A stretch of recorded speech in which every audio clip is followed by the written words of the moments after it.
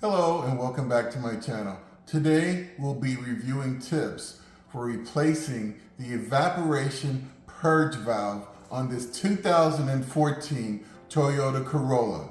Now let's get started. So what are some of the symptoms of a bad purge valve? Well, you could have trouble codes P0441 through 445. And honestly, they cover a range of items, and I'm going to quickly go over them with you.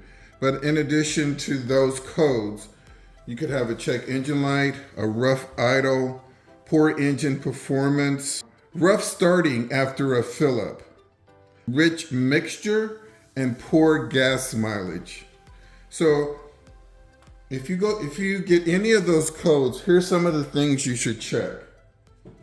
So one thing you want to check before replacing the valve is to check the condition of your hoses, because the chances are you might have a small leak in one of these vacuum hoses.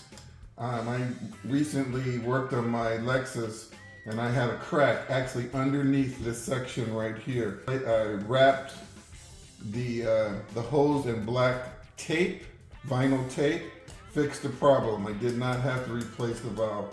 Also, there's a rubber hose here.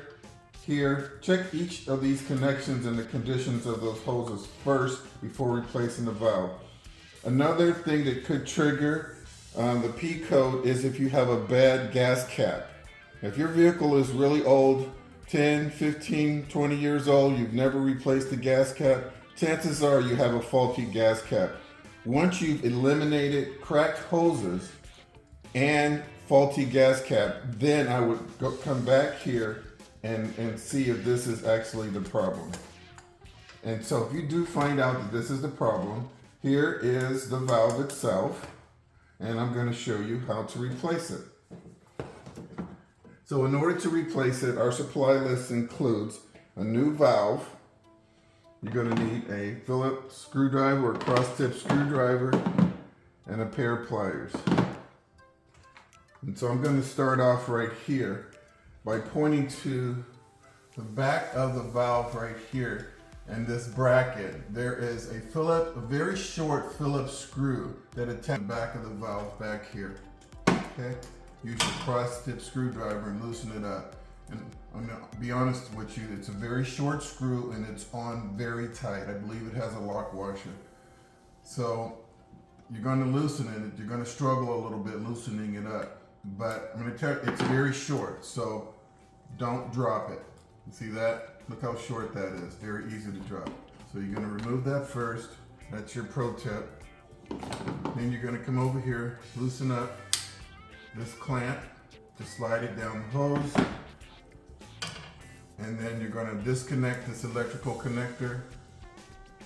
These things are on here really tight. I'm not going to pull this one off, but obviously disconnect the connector.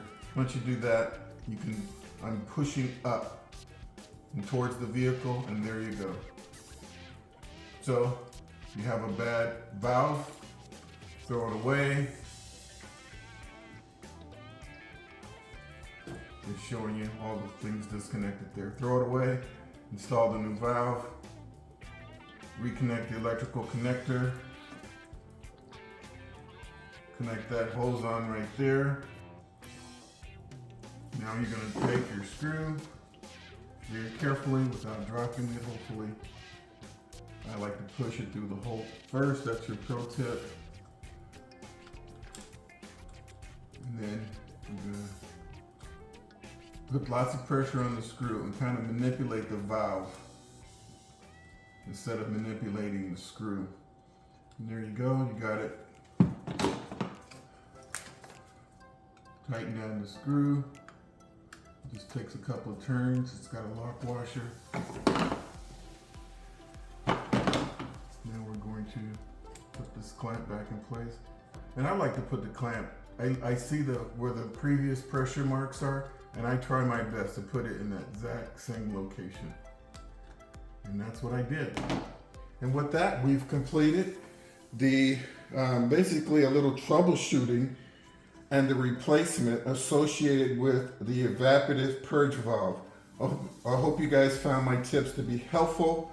Please like and subscribe. And until next time, drive defensively.